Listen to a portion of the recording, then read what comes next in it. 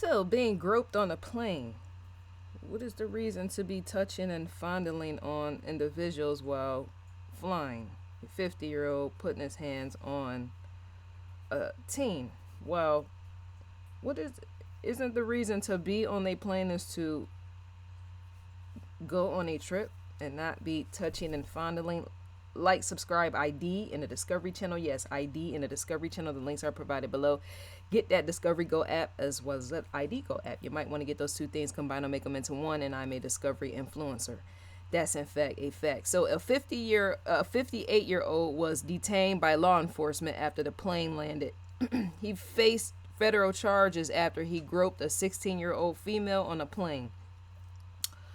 The plane was traveling from Phoenix to Alaska. He was then indicted on a federal charge in Alaska, which involved abusive sexual contact.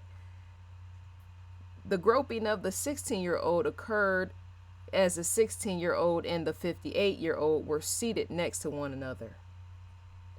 That was back in April that this just occurred, right?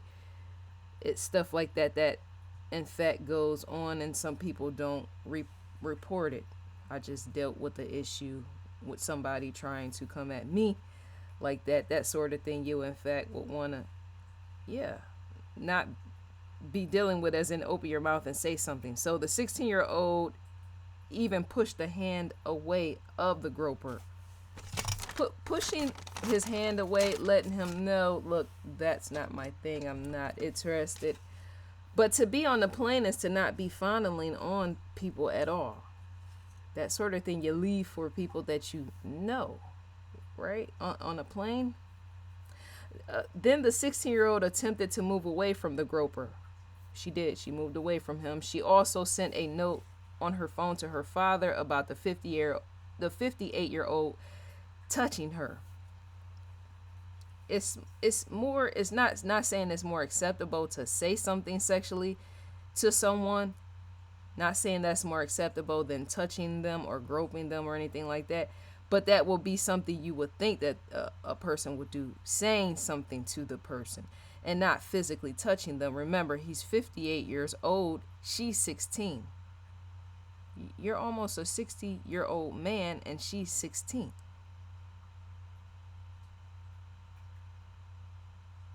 She's not 18, right? She's a teen. She's a very, very, very young teen. And for him to be 58 years old is to say, who else might he have did that sort of thing to? Is it young children?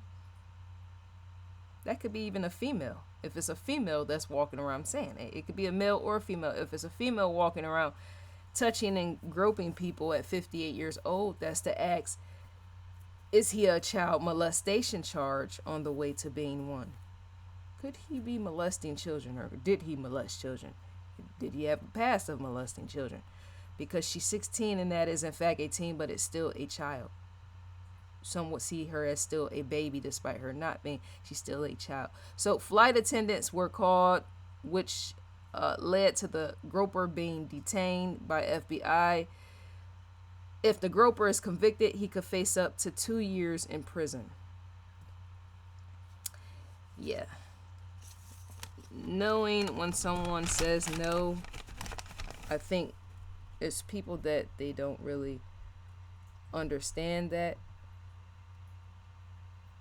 There's women that can be that bold when you tell your guy and you tell the woman, no, I don't want this, no, I don't want that. There's women that who will keep doing that sort of thing. I just dealt with a man that kept saying sexual stuff, and then he told me, because I'm so tomboyish, I always have been, he told me, I will break your mind down to submission.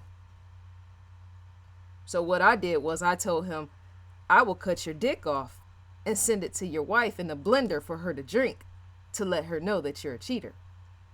It's the things that he kept saying to me. He told me, no man wants to undress a woman like you who looks like a man, because you looking like a man reminds myself of too much of undressing a man. I let him know you would never undress me. So why are we even having this conversation? Then he would tell me about taking me out on dates and hotels and all this other stuff. So I told him, sorry, yeah, your dick will get chopped off and sent to your wife in a blender for her to drink to let her know that you're a cheater. He didn't take that too well. Why keep pressuring me for sex, as in you telling me how you would like to see me in bed and how you would like to touch me, and I tell you that I'm not interested, and then you keep telling me, well, I'm going to break you down into submission, and then telling me how you're going to break my self-esteem. To start telling me all that is for me to insult you, as in that's what I did. What I said, the words that I said to him was a very unkind insult, and it should have been. Why would you need to break down my mind and my self-esteem to get whatever in my pants? You shouldn't be trying to break down anything on my mind to get in my pants. So to tell you I will chop your dick off is to let you know just what I said. That's a boundary. There's no other way, because see, if a woman does not stop a man from at least to rape. At least to rape. That's what I'm saying. Women need to be more bold and forceful and saying to a man to, no, I'm not interested in. And for this man, he didn't get no. He kept saying, no, yeah, I'll get you in bed. Oh, yeah, you're going to be the one, I'll get you in bed. No, you're not. Because, see, I might not kill you, but somebody else might kill you if it's a rape. To go to a hotel and you're really not trying to be there with somebody, or go somewhere to somebody's house and you're not trying to be there, and they forcefully put themselves on you, such as a rape or something like that. Some women have killed men. They have. And in defense, because to know he can't control his sexual urges and he's trying to force it on you, as in that's what happened to me, is for me to insult you in the very worst way that I could ever insult you, to prevent that sort of thing from happening. Because I don't know. When I said no, that's in fact what I meant. No, you don't need to tell me about breaking my mind down into submission. Breaking my mind down leads to a broken self-esteem on my own mind. Destroying my mind so that you can get something from me, and then you're a married man at that. That's what the problem was. He's a married man. So all you're going to do is use me up for sex and then kick me to the curb and go back home to your wife. So I have to insult you in the very worst way that I did. I told him what I did. Because it got to be where I start to question, is this man going to rape me? How is this going to end? Is he going to follow me to my car and try to rape me? What could the problem be? That's what I'm saying. Is to know and understand when somebody says no, is to keep it pushing. So we're on investigationdiscovery.com. The ID logo stands in the far left corner. Live now, Twisted Sisters. Some people, they'll keep trying to pressure you for sex, right? Some of them get it when you say no. Some people don't get it. But some people will take it that far. Like he start calling me names, saying I'm weird. Saying, oh, something must be wrong with you for you to dress like a man. No, I've always been a tomboy. Why do you feel that something's wrong with me just because I'm a tomboy? I was raised by a man. I was raised by a father who's a man, which means him raising me steps in the place of my mother and him raising me. It's why I dress so boyish. I'm a tomboyish. Yes, I was a daddy's girl. To be a daddy's girl is to end up a tomboy. Remember, a father is not raising you to put on dresses and stuff. He told me put on dresses, but I'm going to pick up his behaviors because I'm up under him all the time. That's common sense. New episodes, receive all audio visual previews, and click the play button and you would in fact receive that. Unlocked episodes, Evil Lives Here, Season 9, Episode 5. I would have never said anything like that. I would never have had to say anything like that unless there was an issue.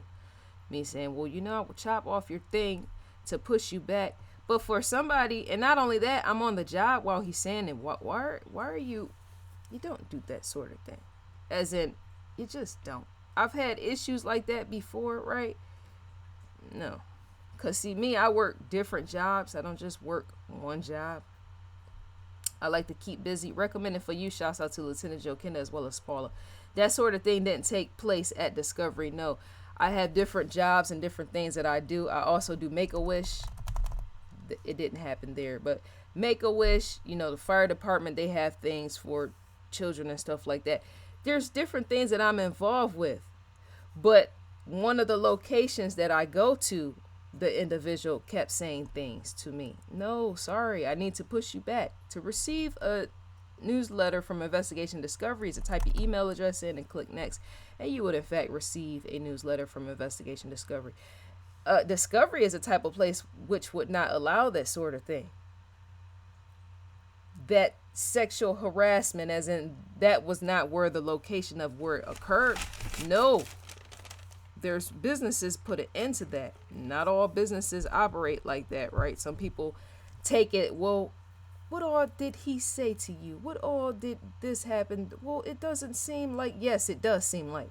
But I know for a fact Discovery, me being Discovery, would never allow something like that to occur. As in, it would have been an end to that as soon as it started. But the business that I'm involved with outside, they just took it like, well, it doesn't seem, no, it seems. He talked about nothing more but sex to me and how he's going to get me in bed and breaking down my mind. That's why I tell other women, put a man like that in his place. If you're a man dealing with a woman like that, put that woman in her place to let them know, I said no. If you're a teenager, I said no. That 16-year-old teenager, I said no.